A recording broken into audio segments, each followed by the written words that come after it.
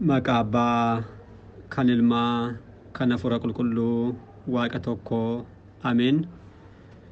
Dhiifamaa fi tolummaa isaa nuuf baay'isee Waaqayyo Abbaan keenyaa akka baay'ina cubbuu keenyaa osoo hin taane akka tolummaaf dhiifama isaatti eegee tiksee hanga isaatti kanatti kan nu ga'e maqaan isaa qulqulluun guddaa kan galatoomee fi kan ulfaate nuuf haa ta'u.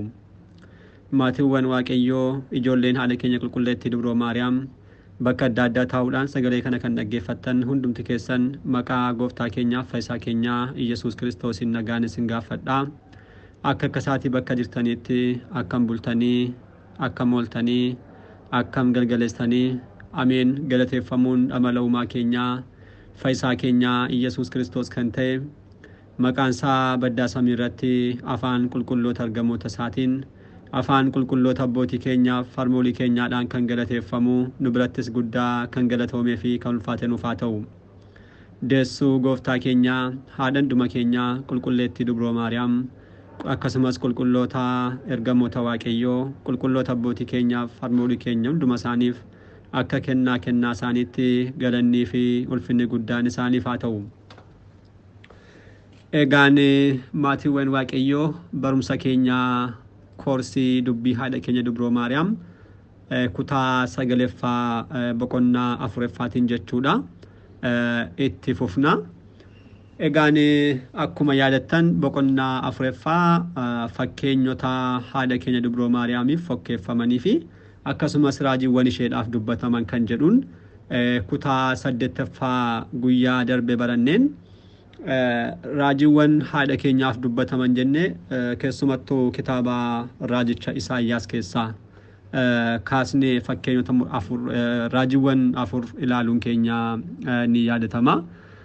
Waaqayyo teessoo ol dheeraadhaa fi ol ka'aarraa kan jedhu kan jalqabaa raajii Isaayyaas boqonnaa 6tti kan argamu. Ittaanee immoo durboonni ulfooftii ilmas ni deessi kan jedhu laalleerraa. Akkasumas immoo hiddaa isee keessaa latiin ni baati isheerraas immoo abaaboonni argamaa jechuudha raajichi kan dubbate raajisaa boqonnaa 11 lakkoofsa 1tti kan jiru kanas laalleerraa. Ittaanes immoo ijoolleen namoonni warreen si cunqursan gara keetti ni dhufu gara kophee miila keetti kufanii sagadu kan jedhu raajichi kan barreesse boqonnaa 60 lakkoofsa 3 kan jiru kanas ilaaluun keenya ni yaadatama jechuudha. Har'as akka fedhaa fi eeyyaa Waaqayyootti isuma kana itti fufuudhaan jechuudha gaa barumsa keenya warreen hafan barannaa jechuudha. Guyyaa har'aa kan ilaallu raajichi Hizqiyeeliif Daani'eel akkasumas Milkiyaas kan isaan barreessan keessaa tokko ilaalleetu boqonnaa kanattumaan gudunfinaa jechuudha. Kan jalqabaa raajichi Hizqiyeel raajisaatti kan barreesse raajii Hizqiyeel boqonnaa 44 lakkoofsa 1 kaasee hanga 2tti kan jiru haadha keenya Dubroodhaaf kan dubbate ni qaba. Maal jedha balbala mana qulqullummaa isa gara alaa isa gara baha biiftuutti banamutti nageesse. Balbalichi cufamee ture. Waaqayyos balballi kun cufamee taa'a malee hin banamu. Namnis ittiin seenu. Waaqayyo gooftaan Israa'el itti seeneera waan ta'eedhaaf cufamee taa'a jechuudhaan raajiin kun barreesseera. Egaan raajichi kun waa'ee Dubroo Maariyaamiidhaaf akkasumas gooftaan keenya isheerraa dhalatee erga deebi'ee booda kabaja durbummaa isheedhaaf qulqullummaa isheedhaaf dursee kan inni dubbatedha. Baha kan jedhamte haadha keenya Dubroo Maariyaamidha. Mana qulqullummaa kan jedhame gadameessa ishee balbala cufame kan jedhamu immoo chaappaa durbummaa ishee Waaqayyo itti seenee ba'e kan jedhu immoo gooftaan keenyaaf fayyisaan keenya Iyyasuus Kiristoos gadameessa ishee keessa seenee bulee nama ta'ee erga dhalatee booda durbummaa ishee cufamee ture kan jedhudha. Cufamee tureen Dubroo Maariyaam dursitee cufamee ture dursee balballi kun dursee cufamee ture kan jedhu Dubroo Maariyaam akkam turte gooftaa keenya osoo hin da'in dura durbummaadhaan kan jiraattedha. Kan Dubroo Maariyaam durbummaadhaan jiraachuu qofa osoo hin taane gara fuulduraatti illee karoora akka isheen hin qabne deebii isheen qulqullicha Gabri'eeliidhaaf deebisteerraa sirriitti hubachuu danda'ama. Jechi kee kun akkamitti raawwachuu danda'a? Ani maalin beeku? Ani dhiiran beekuudhaan dubbatti. Kana jechuun amman beeku gara fuulduraattis illee kaayyoo akkasiin qabu kan jedhudha Dubroo Maariyaam kan dubbatti jechuudha. Kanaaf durbummaan ishee duras osoo gooftaa keenya hin dhayin dur bakka isheen taate. Kana booda waaqayyo balballi kun cufamee ta'a malee hin banamu namni sitti hin seenu jechuunsaa eenyuyyuu gadameessa dubroo maariyaamii keessa kan bule tokkoyyuu hin jiru.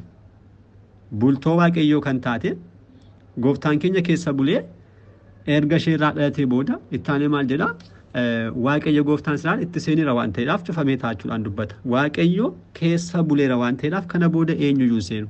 Maaliif inni mootiidha.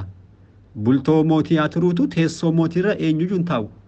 Mootiin tokko teessoo qaba yoo ta'e teessoon isaa kanuma isaati malee eenyu teessoo isaa hin taa'u. Mootii samiif lafaa kan ta'e Kiristoos bultoo isaa kan taasifate gadameessi dubroo kan isaa qofaati. Isa qofati keessa bulee erga kanaas cufamee taa'a jechuudhaan dubroon maariyaam dursitees erga gooftaa deessee boodas dubra bara baraa ta'uu ishee raajichi kun dursee haala kanaan haadha keenyaaf barreesseera jechuudha. Namni ittiin seenu waaqayyo gooftaan isaatti seeneera. Dubroon maariyaam erga deessee booda dursitees ijoollee namoonni akka jedhan osoo hin taane laattisibaat dubroon maariyaam ijoollee qabdii warreen jedhan caqasni kun sirriitti isaan abboomaa jechuudha. Dubroon maariyaam akka isheen nama biraa ijoollee biraa akka isheen hin qabne dubra bara baraa ta'uu ishee kallattiimaan in ibsaa jechuudha. Dubroo maariyaamiidhaan galateeffachuudhaaf kennaa guddaa kan qabu qulqullichi Efreem sirna galatoosaa kan guyyaa roobii kan torbaffaatti ilaallu maal jedha. Raajichi Hisqi'eel waa'ee ishee akkana jedhee jechuudhaan dubbata. Balbala dinqii kan ta'e cufaa jabaadhaan kan cufame baha nan argee. Baha jechuun dubroodha. Gooftaa gooftotaa malee garaa isheetti seenee kan bahee hin jiru jechuutiin haala kanaatiin kitaaba keessaa baasee galatoo dubroo irratti dabaleera jechuudha. Hisqi'eel kana kan dubbate ilaalleerra kan biraan immoo Daani'eelidha. Raajichi Daani'eel innis dubbateera. Raajii isaa boqonnaa 2 lakkoofsa 31 kaasnee amma 35tti yeroo ilaalludha. Dursee mootichi Naabukeednetsoor abjuu ta'e abjootee ture. Kana booda abjuu isaa kun jalaa bada. Innaa warreen xaawutiidhaaf tajaajilan luboonni jiru. Isaaniin fidee akka isaan isaaniif kan gaafatu jarri hin beekanii Daani'eel galuu maal taasise raajii namicha abjuu namicha kanaatti himuudhaan abjuu isaas illee hiikeef jechuudha. Kana booda raajichi Daani'eel kan arge kanadha. Dursee kan argeenyudha. Mootichi Naabukeednetsoor kan arge deebee immoo kan irraanfate Daani'eel arguudhaan ittime hiikkaa isaas hime jechuudha. Innaa raajiin kun mul'anni kun maalaa yookiin abjuun kun dhagichi tulluu dheeraa irraa harka namaa malee ofii isaatiin konkolaatee wanticha warqii, sibiila, meexiidhaa fi suphee irraatii hojjetame akkasumas boca nama fakkaatu sanarra kan bu'eessuun jechuudha. Dhagichis immoo boca caccabsuudhaan ofii isaa tulluu guddaa ta'ee lafa guute. Kanadha raajii kun mul'anni kan argame jechuudha. Dursee wanti bifa nama kan fakkaatu guddaa kan ta'e warqii akkasumas sibiila meexxiis kan qabu darbees immoo supheerraas kan dalagame jechuudha. Wanti guddaan tokko ture. Kana booda dhagaan dheeraan immoo tullurraatu harka namaa malee jechaadha. Ofuma isaatiin konkolaatee dhufee wanticha kana rukkutuudhaan balleesse ofiisaa garuu tulluu guddaa ta'e lafa guutee taa'ee kan jedhudha kanadha. Egaan kun abjuu kana tulluu dheeraa kan jedhamte haadha keenya dubroo maariyaam dhagaa kan jedhame immoo gooftaa keenyaaf fayyisaa keenya Iyyasuus Kiristoosidha. Akkamitti jedhu jennu akkuma dhagichi tulluu dheeraa irraatu harka namaa malee ofii isaatiin konkolaatee wanticha boca namaa qabu sana caccabsee balleesse ofiisaa immoo maal ta'e taa'e guddaa tulluu guddaa ta'e akkuma inni lafa guute ta'a jechuudha. Jechi waaqayyoo gooftaan keenyaaf fayyisaan keenya Iyyasuus Kiristoos aangoo isaatiin aangoo abbaa isaatiin aangoo hafuura qulqulluutiin fedha isaatiin fedha abbaa isaatiin fedha hafuura qulqulluutiin fedha tokkochaadha. Aangoo tokko jechuudha. Aangoo tokko fedha tokkoon dhufee qulqulleettii dubroo maariyaam irraatu nama ta'ee erga mul'atee booda maal ta'e hafuurota diiyaabiloos akkasumas xaayotiiwwan boca adda addaa qaban hundumaa balleessuudhaan ofiisaa immoo mootummaa isaadhaan hanga irraatti ni jira. Bara baraan gara fuulduraattis ni jiraata jechuudha. Kana kan agarsiisudha. Kanaafidha qulqullichi Efreem sirna galatoo isaa irratti kan guyyaa kibxataa yommuu laallu kana kaaseera. Maal jedha? Raajichi Daani'eel kan argee dhagichi tulluu dheeraarraa harka namaa malee konkolaatee konkolaati sun jechasa abbaarraa bahedha. Jechasa abbaarraa bahe jechuun jecha waaqayyoo gooftaa keenyaaf fayyisaa keenya Iyyasuus Kiristoos jechuudha. Waaqayyo irraatu bahe dhufee dubroo irraatu foon uffate. Dhufees immoo sanyii dhiiraa malee dubroo irraa dhalatee nu fayyise jechuudhaan haala kanaatiin barreesseera jechuudha. Dhagichi tulluu dheeraa kun egaa raajichi Daani'el kan arge haala kanaatiin dubroodhaaf gooftaa keenyaaf hiikamee argannaa jechuudha.